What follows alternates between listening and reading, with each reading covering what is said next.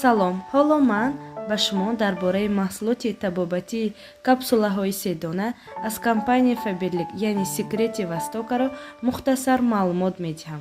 Чӣ хеле ки шумо медонед, равғани 3 дона ба 1001 касалиҳои инсон даво аст.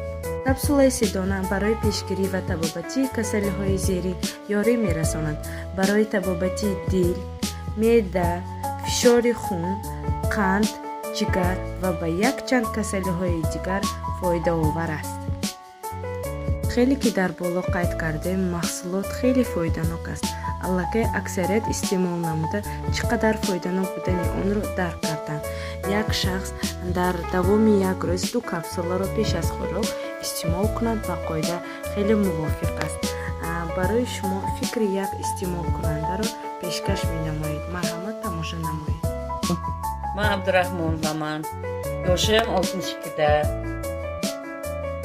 Uyimizga borganda kelinim 3 dona kapsulalarni juda menga maqtardi. Meni ham endi ancha kasalliklarim bor. Shuni kelinim tavsiyasi bilan ichishni boshlagandan beri ancha o'zgarishlarim bor. Oyoqdagi sanchiqlar, ko'zlarimni nimasi ancha ravshan bo'ldi.